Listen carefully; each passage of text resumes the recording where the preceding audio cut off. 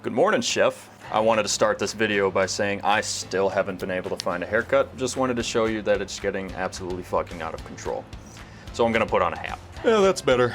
Thank you, by the way, for unpacking the Oregon and Washington trip. I probably would have ended up making another really long video about it, giving you details you didn't think you needed. And not to mention, you were there, so you don't need to be told what happened, I guess.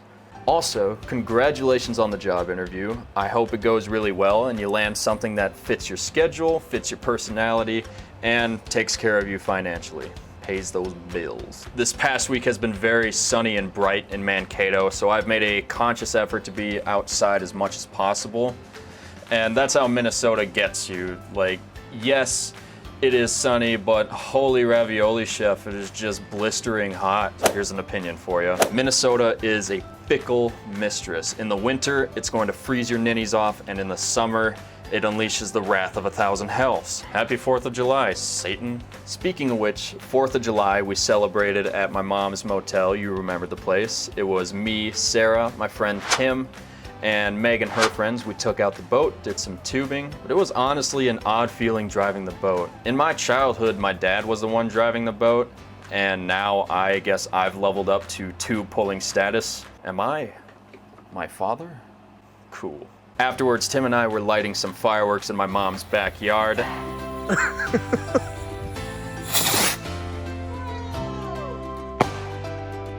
We used to be really big into lighting fireworks when we were teenagers, because when you don't have a car, blowing stuff up is the next best thing. Just want to say thank you, Mom, for always hosting. Even at 23, you make my life brighter, so thank you very much for that. From your baby boy. After 4th of July, we came back to Mankato, and I've been spending a lot of time with Sarah as she navigates cat ownership, which has been very interesting.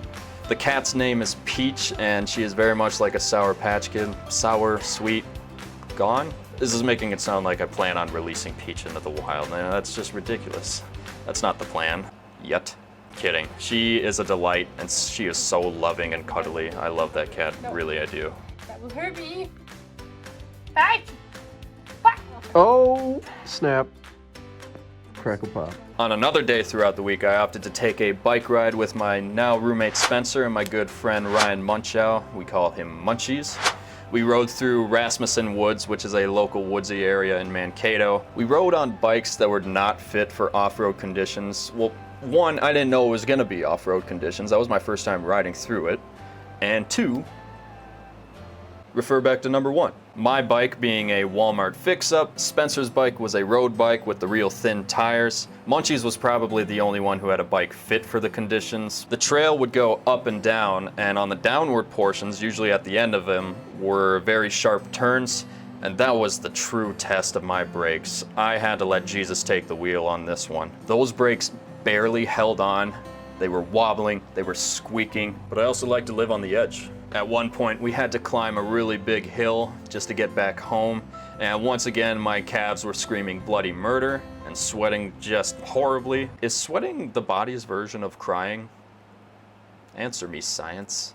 What you have to know about my friend Spencer is he always seems to get in tune with your vibe. He is the type of man who says yes to an impromptu adventure, never has ill intent for other people, and that's of the many reasons that I love the guy. I'm happy he's my roommate now. Munchies is the tallest man I know, and he is very invitational. He is the one who will ask you to go do something you didn't know you wanted to do. He was the reason I went to my first music festival, Electric Forest 2018.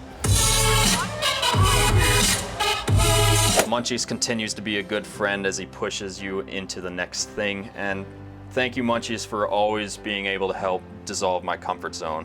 Love you both. Hope you're watching. Past the bike ride, I did have a day where I actually exercised, it sucked, with my friend Caleb. Caleb is a rugby player, so he has all the rugby exercises and workouts. I'm no rugby player, that's all I can say, but I sincerely appreciate that I have a friend who will challenge me in that regard. Caleb is also the one who sparked my interest in mountain biking. I'm sure we'll be going on a ride soon, so I'll be sure to get some video of that and show you. Throughout the week, Sarah and I went on a few small dates. I love Sarah for a list of reasons, which would take up a whole video or 10 just to talk about, but one of the reasons being that we still date each other even after a year.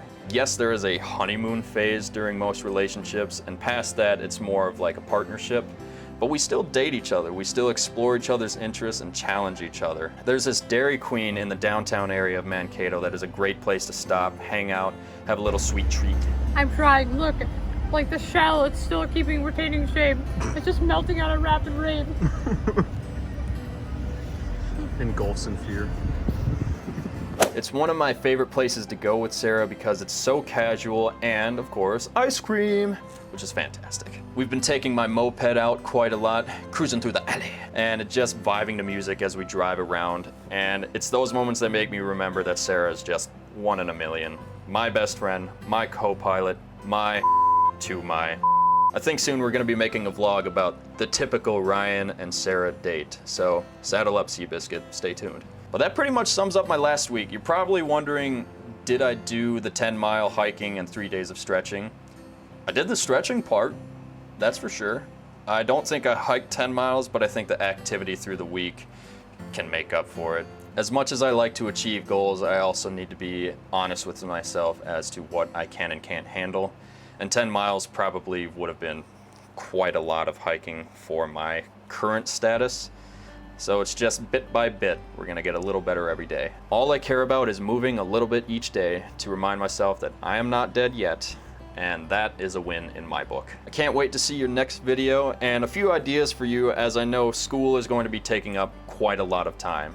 It's gonna be really hard to do this in real time, week to week, I understand that.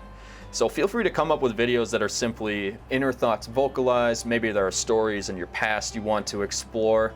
Anything's really fair game. It's completely up to your creative discretion, just as it's up to my creative discretion. So maybe having a few completed videos on the side in the background just to alleviate some stress. This channel is a passion project, not a job, and I feel if we stress about it too much, getting that weekly update, then it's gonna feel like a job and we might not like it. I don't know, maybe I'm wrong. But I do know, and I think you know as well, that one of our core components to our friendship is the interesting conversations that we can have. So we can interweave this narrative and this conversation through our videos, and it might make for some interesting content. So as a Kickstarter to interweave a narrative into our videos, I would love to ask you an open-ended question, and in your next video, feel free to unpack it. Completely your decision. So a Kickstarter to interweave a narrative into our videos, I'm going to ask you this question. What do you think in your past has led you to this point? Why do you think you are where you are? And are you happy with it? Are you okay with where you are? Are you okay with all of your experiences leading up to this point? Otherwise, we'll see you next time, Chef.